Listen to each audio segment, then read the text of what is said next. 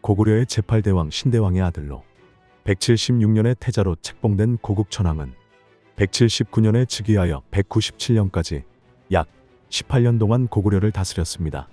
삼국사기의 기록에 따르면 고국천왕은 키가 구척으로 매우 컸으며 용모가 뛰어나고 힘이 셌다고 합니다.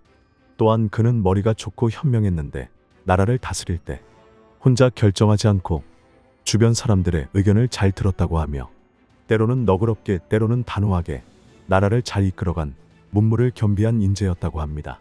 고국천왕이 즉위한 시기는 고구려가 본격적으로 발전하기 시작하던 때였습니다.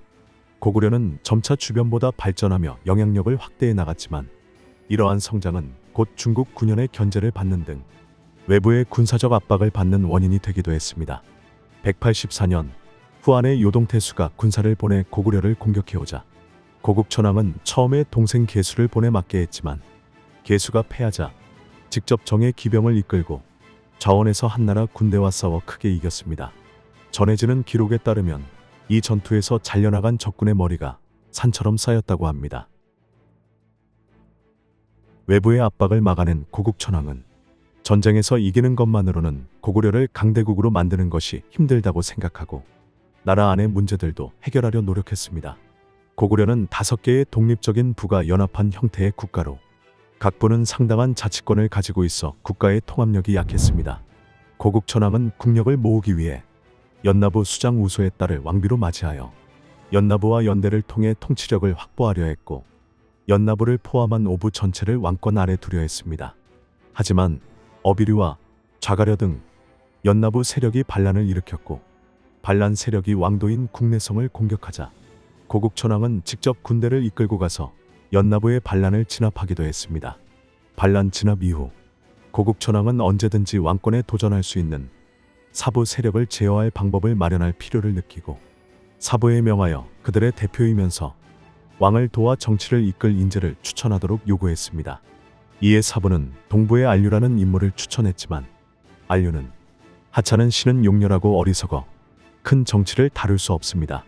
서암록곡 좌물촌의 을파소라는 자가 유리왕 때 대신 을소의 후손인데 성격이 강직하고 굳세며 슬기와 지혜가 연못처럼 깊습니다. 세상이 알아보지 못하기에 혼자 밭을 갈며 살고 있는데 대왕께서 나라를 다스리려 하신다면 바로 이 사람이 없이는 아니되옵니다. 라고 거절하며 을파소를 추천했고 안류의 추천으로 을파소를 불러 내 감히 선왕의 자리를 이어받아 시민들의 위에 있게 되었으나 덕이 야박하고 재능이 짧아 다스림이 모자라오. 선생은 재주를 감추고 지혜를 숨겨 궁벽한 풀밭 늪지에 처한 지 오래이나 지금 나를 저버리지 않고 마음을 돌이켜 이리 와주니 이것은 나 혼자의 기쁨과 행복일 뿐 아니라 사직과 백성들의 복이 올시다. 가르침을 받고자 하니 그대는 마음을 다해주오. 라고 말하며 중해대부에 임명하고 우태에 자기를 주었으나 을파소가 관직이 나자 자신이 원하는 대로 국정을 이끌 수 없다고 판단하여 신은 둔하고 굼떠 엄한 명령을 감당할 수 없사오니 대왕께서 현량한 자를 고관으로 삼아 대업을 이루시기를 바라옵니다. 라며 거절하자 고국천왕은 을파소의 뜻을 알아차리고 다시 국상이라는 국정 운영을 총괄하는 직위에 그를 임명하고 정권을 위임했습니다. 을파소가 오부의 수장 출신이 아니었음에도 최고 직위를 맡은 것은 고구려가 초기의 국정 운영 방식이었던 오부의 합의제적 국정 운영에서 벗어나 정치권을 장악한 왕이 임명한 국상이 다른 사부를 통제하고 관리하면서 국정 운영을 주도할 기반을 마련한 것이었습니다. 이러한 을파소의 기용에 다른 사부 세력들의 반발이 일어나자 고국천왕은 진실로 국상에게 따르지 않는 자가 있다면 귀천을 따지지 않고 일족을 멸하리라 라며 을파소에게 힘을 실어주었고 사부의 세력에게 왕권에 도전하지 말라는 강력한 경고를 했습니다. 고국천왕은 을파소를 등용하여 국정 운영의 주도권을 장악하면서 동시에 백성들의 안정적인 삶을 보장해주기 위해 노력했습니다. 194년 이른 가을에 서리가 내려 농사에 많은 피해를 주어 백성들이 어려움에 처하자 고국천왕은 국가의 창고를 열어 백성들에게 먹을 것을 나누어 주기도 했으며 같은 해 10월 고국천왕이 지량으로 사냥을 나갔다가 만난 어떤 백성이 품팔이를 하여 어머니를 봉양했지만 흉년이 들어 품팔이를 할 곳이 없습니다. 라고 하소연하는 모습을 보고 옷과 식량을 준 후 진대법을 실시하여 평민들을 구제했습니다. 진대법은 고구려의 구율책으로 매년 3월부터 7월까지 국고에 있는 곡식을 어려운 백성들에게 빌려주고, 백성은 겨울 10월 추수한 후 여유가 있을 때 다시 국가에 갚도록 하는 제도였습니다. 고국천왕은 이 제도를 상시적으로 시행함으로써 가난한 농민들을 구제하는 동시에 백성들을 왕에게 직접 예속시키는 효과를 노렸고, 귀족들을 통제하려는 의도도 담겨 있었습니다. 흉년이 들면 백성들은 굶어 죽는 것을 피하기 위해 스스로 귀족의 노비가 되는 경우가 많아 귀족의 힘이 강해졌는데, 정부가 쌀을 빌려주게 되면 굳이 귀족 밑에 들어가지 않아도 되기 때문에 귀족의 힘이 강해지는 것을 막을 수 있었습니다. 또한 이 정책은 고구려 백성들 모두가 왕이 다스리고 보살피는 존재임을 확인시켜 줌으로써 백성들이 왕에게 예속된 존재로 인식하게 만드는 효과도 있었습니다. 고국천왕은 고구려를 강력한 국가로 만들기 위해 노력했던 왕이었습니다. 외부의 침략을 막아내고 왕권을 강화하고 중앙집권 체제를 확립시켰으며 진대법을 시행해 백성들의 삶을 안정시켰습니다. 또한 내정 개혁을 통해 국정을 안정적으로 운영했고, 국가 발전 기틀을 마련하여 고구려가 강대국으로 성장할 수 있는 기반을 마련했던 인물이었습니다.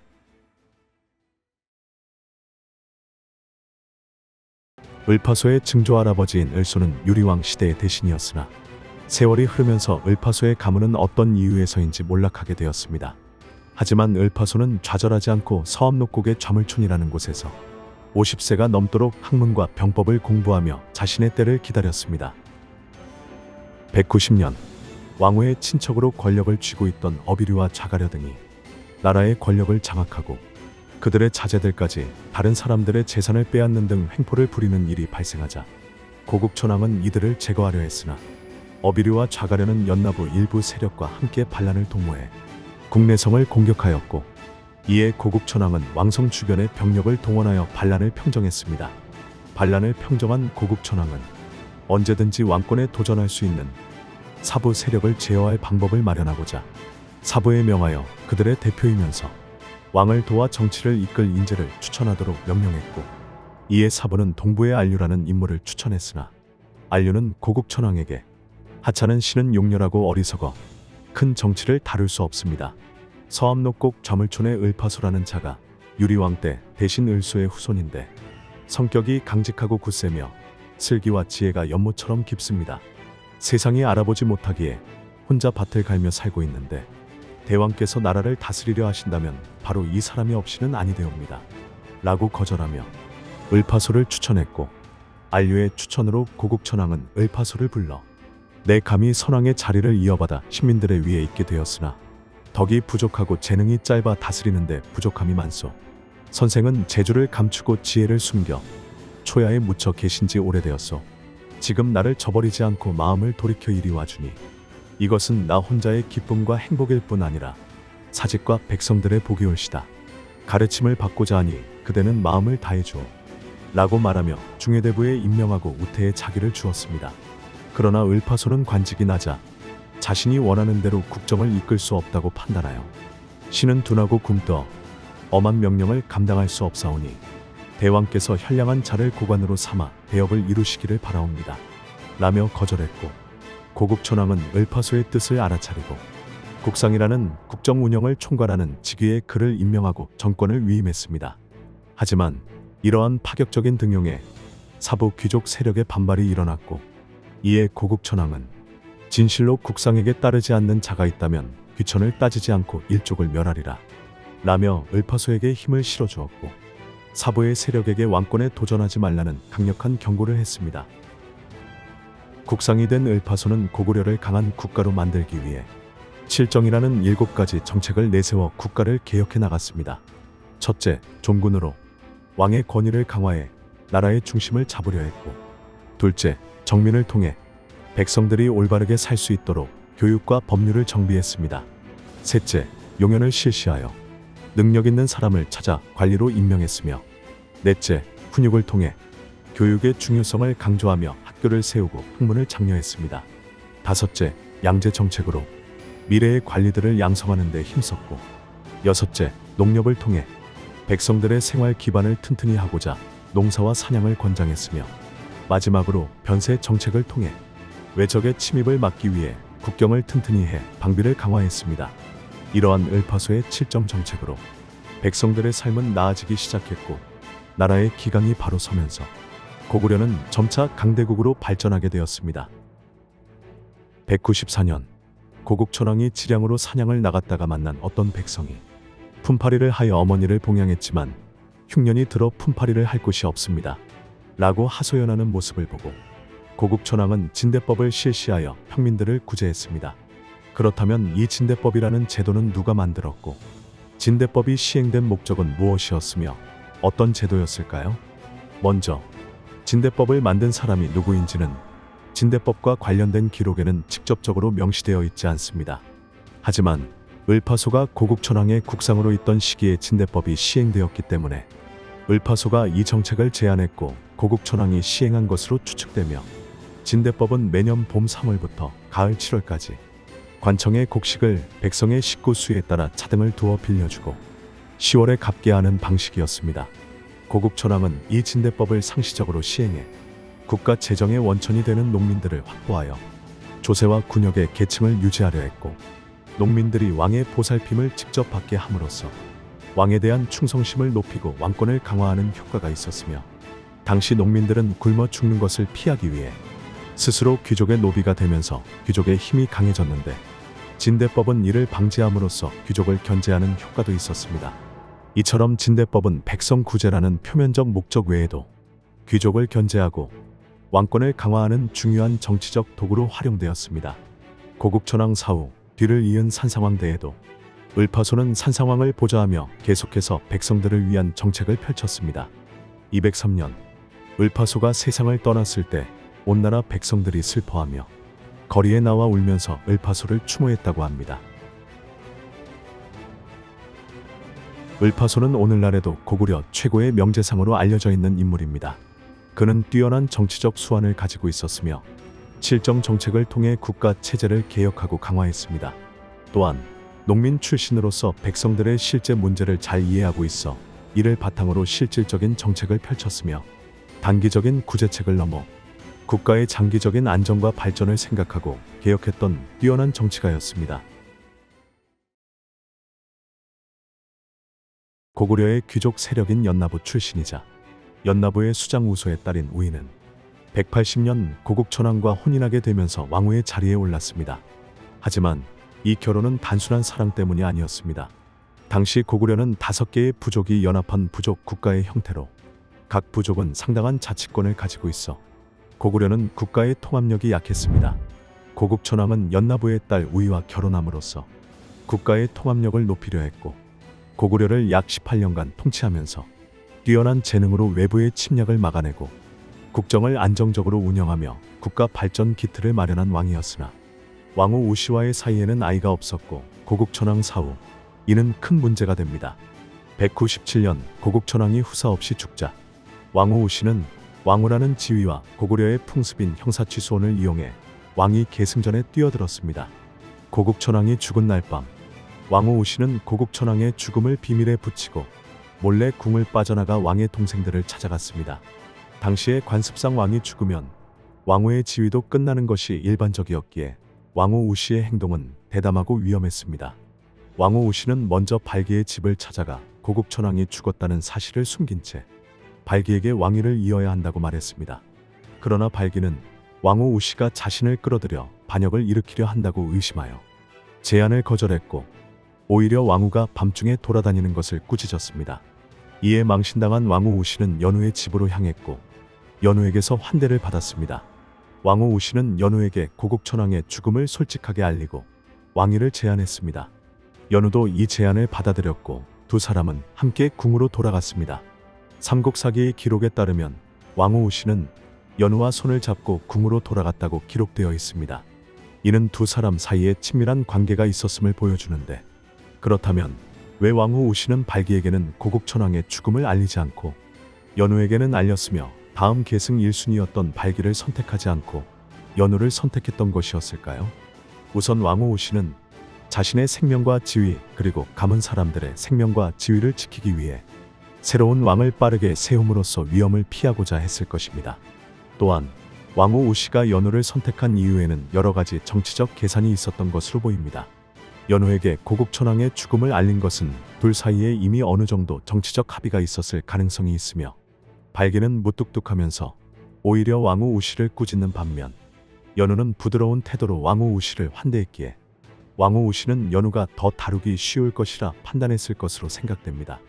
손을 잡고 궁으로 들어갔다는 기록은 단순한 형식적 절차가 아닌 둘 사이가 친밀한 관계이거나 정치적 동맹이나 사전 합의를 상징적으로 나타내는 것으로 보이며, 왕후 우씨의 정치적 계산과 개인적 선호, 그리고 연우와의 사전 협의의 가능성 모두를 생각해 볼 수 있는데, 실제로 왕후 우씨가 연우를 선택한 것은 성공적이었고, 왕후 우씨는 산상왕 재위 기간 동안 계속해서 강력한 영향력을 유지할 수 있었습니다. 다음 날 아침, 왕후 우씨는 선왕의 왕명이라 속이고 여러 신하들에게 명령하여 연우를 왕으로 즉위시킵니다. 산상왕으로 즉위한 연우는 왕후 우씨 덕분에 왕위에 오를 수 있었기 때문에 즉위 후 왕후 우씨를 자신의 유일한 왕으로 삼았습니다. 그러나 왕후 우씨는 산상왕과의 사이에서도 자식을 얻지 못했고, 산상왕은 후사 문제로 고민하다 훈녀라는 여인을 두 번째 왕으로 맞이하게 됩니다. 이 사실을 알게 된 왕후 우씨는 크게 분노하여 훈녀를 죽이려 했지만, 훈녀는 이미 산상왕의 아이를 임신한 상태였기에 왕후 우씨의 계획은 실패하게 됩니다. 209년, 소우가 아들을 낳았지만 왕후 우씨의 견제로 이 아들은 4년이 지나서야 태자로 책봉되었으며, 산상왕 사후 태자였던 동천왕이 즉위하고 왕후 우씨는 왕후 지위를 유지하다 태후의 자리에 오르게 됩니다. 태후의 지위에 오른 우씨는 여전히 강력한 영향력을 행사했으며, 동천왕의 심성을 시험하기 위해 왕이 외출할 때 사람을 시켜 왕의 말 갈기를 자르게 하거나, 동천왕에게 수라를 올릴 때 일부러 옷에 국을 엎지르게 하는 여러 행동들을 하기도 했습니다. 234년, 왕후 우씨는 사망하면서 살아서 한 짓을 돌이켜보니 고국천왕을 볼 면목이 없어 고국천왕 능에 묻힐 수는 없고 산상왕의 능에 장사진에 달라는 유언을 남깁니다. 이 유언은 당시의 관습을 거스르는 것이었지만 왕후 우씨의 뜻대로 이루어졌습니다. 왕후 우씨는 왕으로 48년, 태후로 7년, 총 55년 동안 3대 왕에 걸쳐 왕후의 지위와 태후라는 지위를 유지했으며, 왕후 우씨는 살아서도 그리고 죽음 이후에도 자신의 뜻을 이룬 인물이었습니다.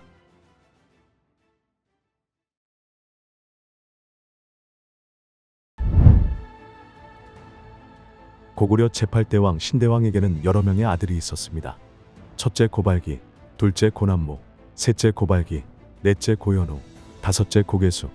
그런데 여기서 고발기가 첫째와 셋째에 두 번 들어가 있는 것이 해석하기에 따라 달라지는데, 먼저 김부식이 쓴 삼국사기에는 이 둘이 다른 인물로 나오며 두 이름은 발음만 같을 뿐 쓰는 한자어가 다르고, 다른 해석에서는 김부식이 삼국사기를 기록할 당시 혼동하여 정황상 고발기는 고난무 동생 한 명뿐이라는 해석이 있습니다.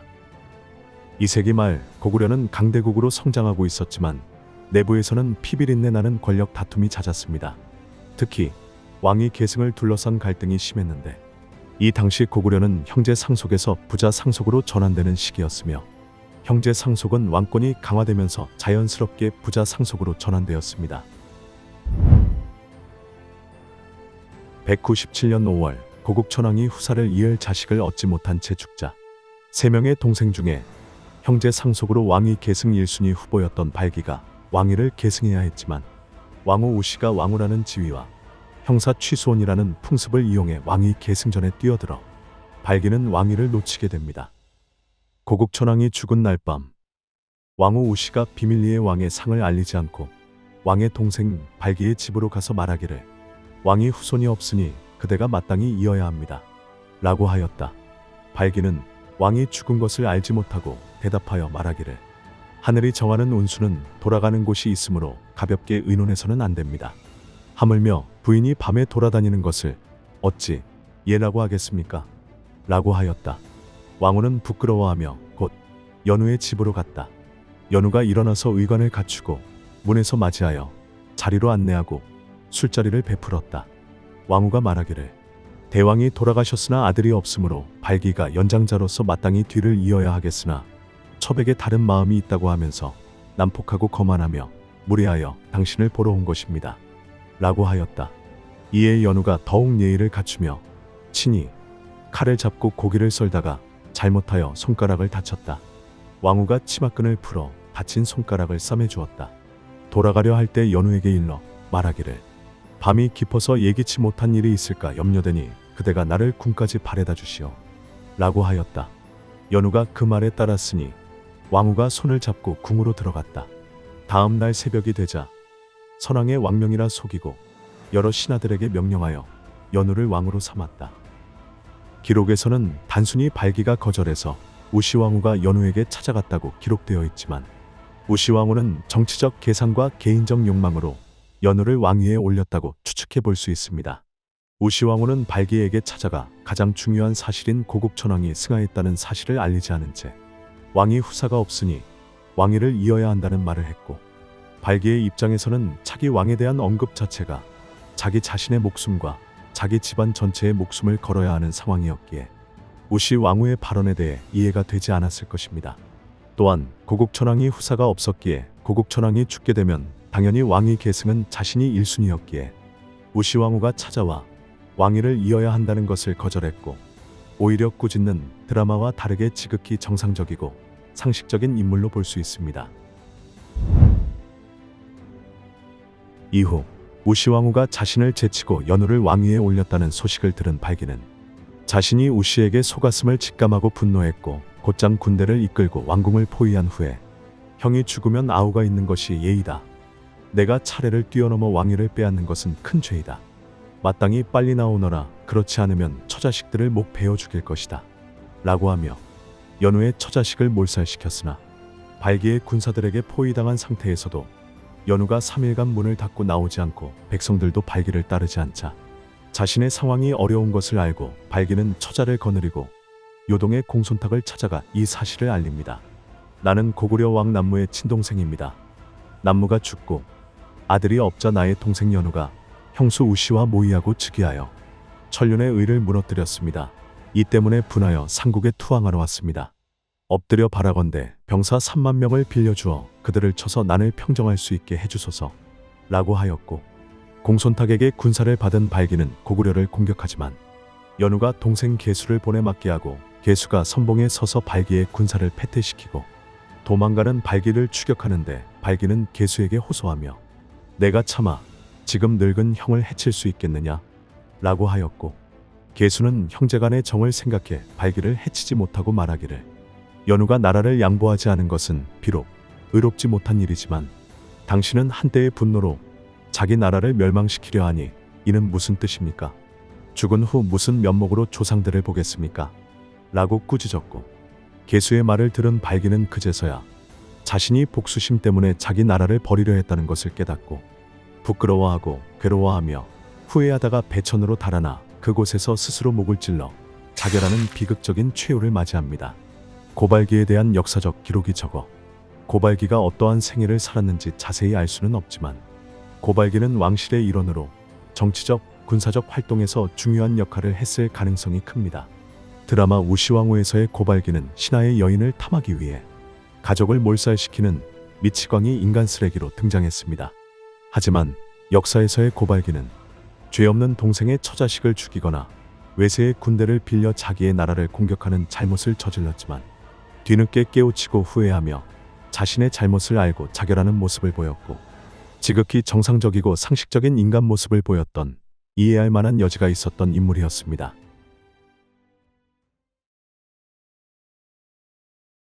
(197년) 형인 고국천왕의 갑작스러운 죽음 이후 연우는 왕위에 오르게 됩니다.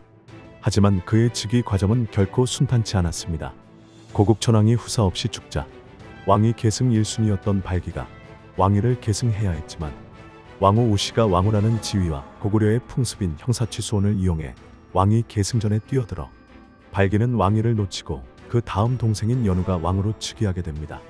고국천왕이 죽은 날 밤 왕후 우시는 고국천왕의 죽음을 비밀에 붙인 채 밤중에 몰래 궁을 빠져나와 왕의 동생들을 차례로 찾아갔습니다. 먼저 우시는 발기의 집을 찾아가 그에게 왕위를 이어야 한다고 제안했습니다. 그러나 발기는 형수가 자신을 끌어들여 반역을 일으키려 한다고 의심하여 이 제안을 거절했을 뿐만 아니라 오히려 왕후가 밤중에 돌아다니는 것을 꾸짖었습니다. 이에 망신당한 왕후 우씨는 연우의 집으로 향했습니다. 연우는 밤중에 찾아온 형수를 정중히 자리로 안내하고 술자리까지 베풀어 환대해 주었습니다. 이 자리에서 우씨는 연우에게 고국천왕의 죽음을 솔직하게 알린 뒤 왕위를 제안했고, 연우는 이를 받아들여 두 사람은 함께 궁으로 돌아갔습니다. 삼국사기의 기록에 따르면 왕후 우씨와 연우는 손을 잡고 궁으로 돌아갔다고 기록되어 있는데, 이는 연우와 우씨 두 사람 사이가 친밀한 관계이거나 정치적 동맹이나 사전 합의를 상징적으로 나타내는 것으로 추측해 볼 수 있으며, 실제로 왕후 우씨가 연우를 선택한 것은 성공적이었고, 왕후 우씨는 연우의 재위 기간 동안 계속해서 강력한 영향력을 유지했습니다. 다음 날 아침, 왕후 우씨는 선왕의 왕명이라 속이고 여러 신하들에게 명령하여 연우를 왕으로 즉위시켰습니다. 그러나 이 소식이 발기에게 전해졌고, 발기는 즉시 군대를 이끌고 왕궁을 포위하여 연우에게 형이 죽으면 아우가 있는 것이 예의다. 내가 차례를 뛰어넘어 왕위를 빼앗는 것은 큰 죄이다. 마땅히 빨리 나오너라. 그렇지 않으면 처자식을 목베어 죽일 것이다. 라고 위협하며 연우의 처자식을 몰살시켰습니다. 이로 인해 연우는 후에 동천왕이 태어날 때까지 무려 12년 동안 후계자 걱정을 해야 했습니다. 그럼에도 불구하고 연우는 3일간 성문을 닫고 나가지 않은 채 버텼고, 발기는 요동의 공손탁을 찾아가 군사를 빌려 고구려를 공격하는데, 연우는 동생 계수를 보내 발기를 막게 했습니다. 계수는 발기의 공격을 성공적으로 막아냈고, 패배한 발기는 계수의 말을 듣고 자신의 잘못을 깨달은 뒤 결국 자결했습니다. 계수는 자신의 형 발기의 시신을 정중히 다루어 풀로 덮어 매장한 후 고구려로 돌아왔고, 이 소식을 들은 연우는 연애를 베풀고 계수를 불러 발기가 다른 나라의 병사를 청하여 자신의 나라를 침범하였으니 죄가 막대하다. 지금 그대가 그를 이기고도 놓아주고 죽이지 않았으니 그것으로 충분하거늘 그가 자살하자 통곡하며 매우 슬퍼하는 것은 도리어 과인더러 도리가 없다는 것인가 라며 반역자 발기를 살려준 것도 모자라 장례까지 치러주고 왔냐며 꾸짖었고, 연우의 말을 들은 계수는 슬피 울면서 신이 지금 한마디 아래고 죽기를 청합니다.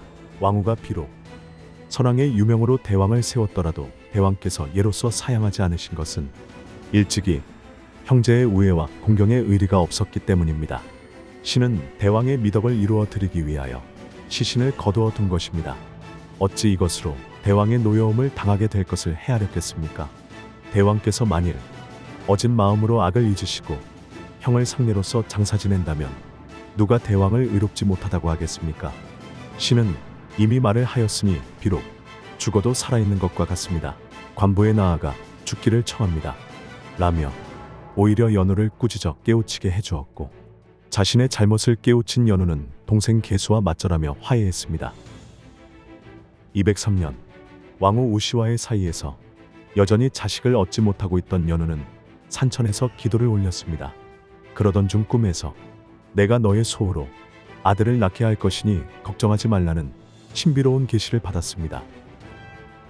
208년, 계시를 받은 지 5년이 지난 어느 날, 제사에 쓸 돼지가 달아나 신하가 이를 쫓아 주통촌에 이르렀는데, 그곳에서 한 처녀가 돼지를 잡는 것을 도와주었고, 이를 목격한 신하는 처녀의 지혜와 뛰어난 미모를 눈여겨보고 즉시 왕에게 알렸습니다. 이 소식을 들은 연우는 호기심을 느껴 직접 후녀를 보기 위해 신분을 감추고 밤에 후녀의 집을 찾아갔고, 후녀를 불러 관계를 맺으려 하자 후녀는 연우에게 대왕의 명을 감히 피할 수 없으나 만약 다행히 자식이 생기면 저를 버리지 마십시오 라고 간곡히 부탁했고, 연우는 이를 허락한 후 궁으로 돌아왔습니다.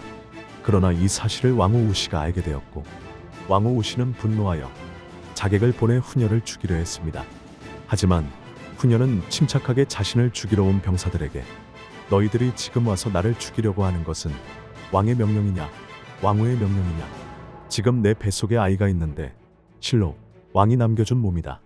내 몸은 죽일 수 있으나 왕의 아이도 죽일 수 있겠느냐 라고 말하여 위기를 모면했습니다. 이 사실을 전해들은 연우는 후녀를 소호로 책봉하고 왕후 우씨에게도 소호를 해치지 말라고 엄중히 경고했습니다.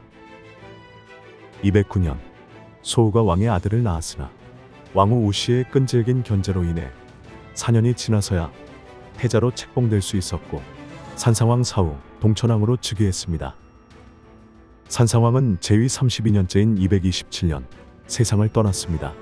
그의 사망 당시 나이나 구체적인 사망 원인에 대해서는 정확한 기록이 남아있지 않으나 재위 기간 동안 형과 을파소가 만들어 놓은 국가의 기틀을 다지는 데 힘썼으며 을파소의 보좌를 받아 국정을 안정적으로 운영하여 고구려가 강대국으로 성장하는 데 중요한 밑거름을 마련한 왕이었습니다.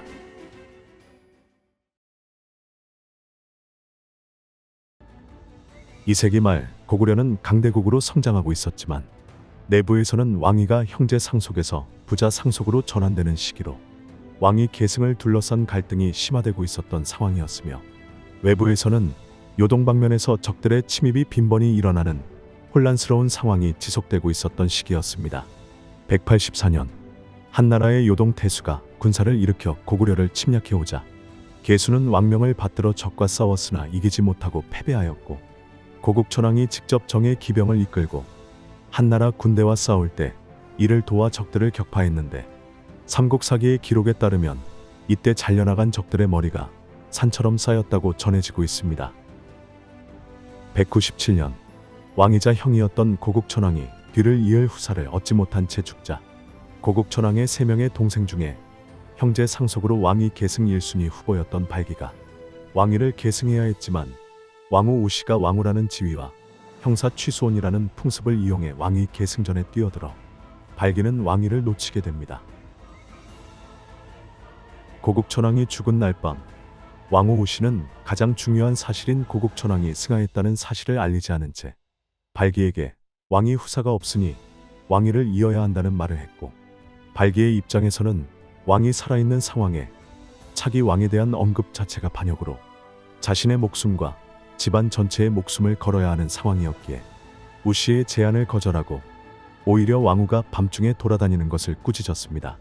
발기에게 망신을 당한 왕후 우씨는 계수의 형이자 발기의 동생 연우에게 찾아가 고국천왕의 죽음을 알리고 왕위를 이어야 한다며 궁으로 데려갔고 다음 날 새벽 선왕의 왕명이라 속이고 여러 신하들에게 명령하여 연우를 왕으로 삼게 됩니다.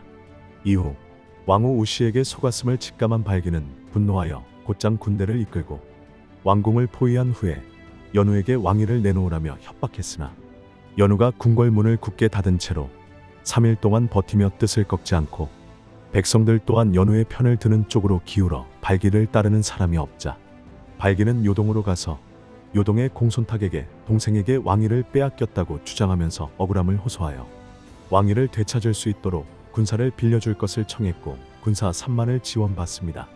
요동의 공손탁에게 군사를 지원받은 발기는 고구려를 공격하는데 산상왕으로 즉위한 연우가 동생인 계수에게 군사를 주어 이를 맡게 합니다. 왕명을 받은 계수는 고구려를 침략한 발기의 군대를 성공적으로 막아내고 스스로 선봉이 되어 패배한 발기를 추격하는데 발기는 자신을 쫓아오는 계수에게 내가 차마 지금 늙은 형을 해칠 수 있겠느냐 라며 호소했고 그 말을 들은 계수는 형제간의 정이 있어 발기를 죽이지 못하고 발기에게 말하기를 연우가 나라를 양보하지 않은 것은 비록 의롭지 못한 일이지만 당신은 한때의 분노로 자기 나라를 멸망시키려 하니 이는 무슨 뜻입니까? 죽은 후 무슨 면목으로 조상들을 보겠습니까? 라며 오히려 발기를 꾸짖었습니다. 계수의 말을 들은 발기는 자신이 복수심 때문에 자기의 나라를 버리려 했다는 것을 깨닫고 배천으로 달아나 스스로 목을 찔러 자결하는 비극적인 최후를 맞이합니다. 계수는 자신의 형의 죽음을 보고 슬피 울면서 시체를 거두어 풀로 덮어 매장하고 고구려로 돌아오는데 산상왕은 고구려로 돌아온 동생 계수를 불러 연애를 베풀고 말하기를 발기가 다른 나라의 병사를 청하여 자신의 나라를 침범하였으니 죄가 막대하다.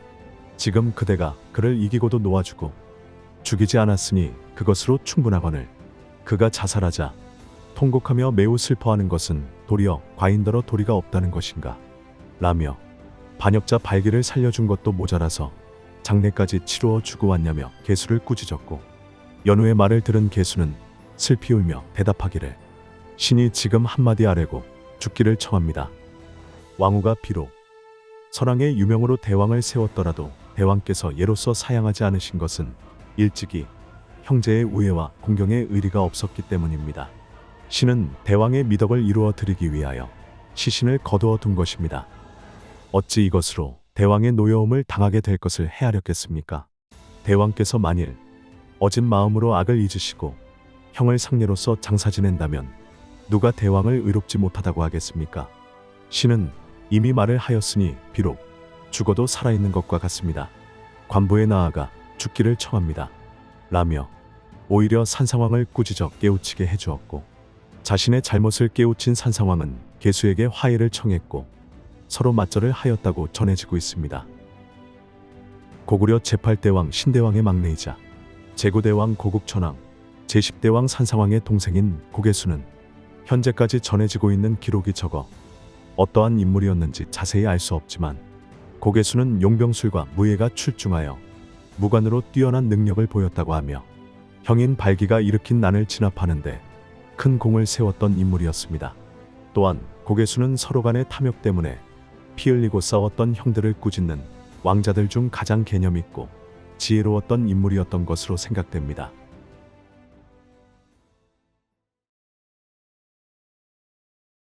형사 취수온. 형이 죽으면 형수를 아내로 삼는데 이는 흉노의 풍습과 같다.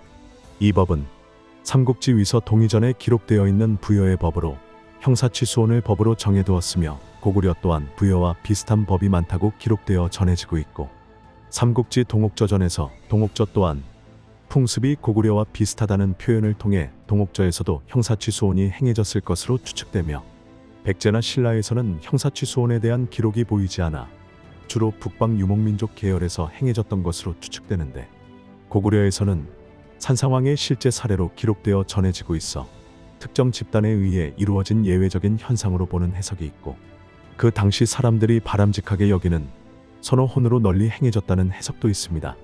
또한 고구려에서 형사취수온의 사례가 보이는 산상왕대는 고구려 왕실이 형제상속에서 부자상속으로 전환되는 시기로 왕권 강화 과정에서 부자상속을 확실하게 이루기 위한 수단으로 형사취수온이 추구되었다는 해석도 있습니다.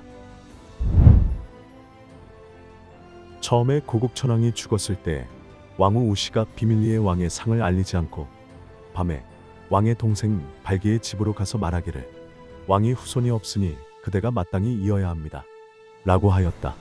발기는 왕이 죽은 것을 알지 못하고 대답하여 말하기를 하늘이 정하는 운수는 돌아가는 곳이 있으므로 가볍게 의논해서는 안 됩니다. 하물며 부인이 밤에 돌아다니는 것을 어찌 예라고 하겠습니까?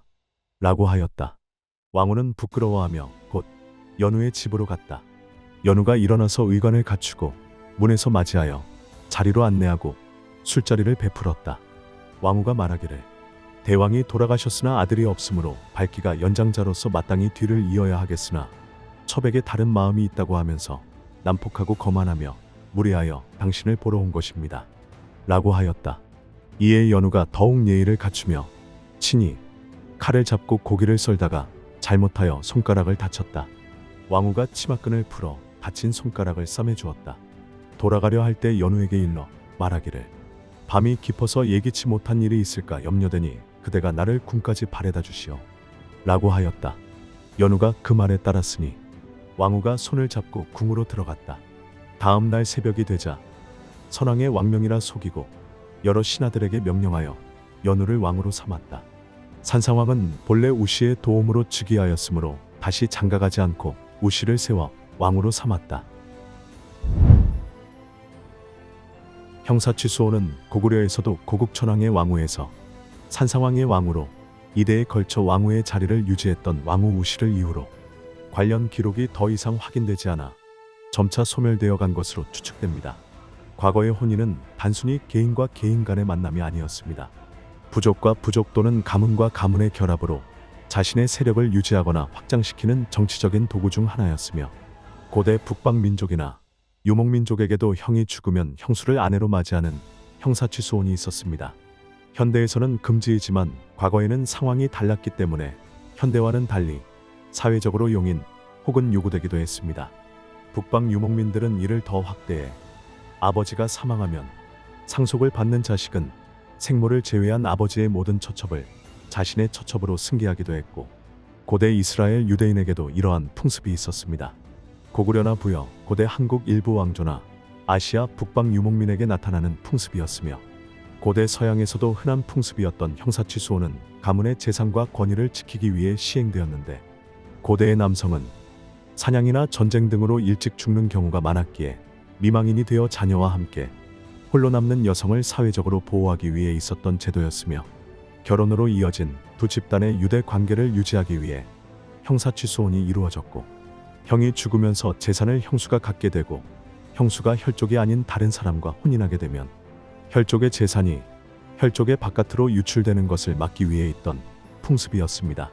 형사취수혼은 중국 정사에도 기록되어 있고 삼국시대 만주 지방의 부여와 고구려에서 행해졌다는 기록이 있으며 청나라에도 이러한 형사취수혼 풍습이 있었는데 병자호란 이후 조선 출신 의순공주가 청나라로 끌려가 청나라 황족 남성과 결혼했다가 남편이 죽은 뒤 형사취수혼으로 다시 한번 결혼했던 사례가 있었으며 일본에서는 제2차 세계대전 패전 후 수많은 아이 있는 과부들이 생겨나자 시동생들이 자신의 집안과 조카를 위해 형수와 결혼했던 사례도 있었습니다.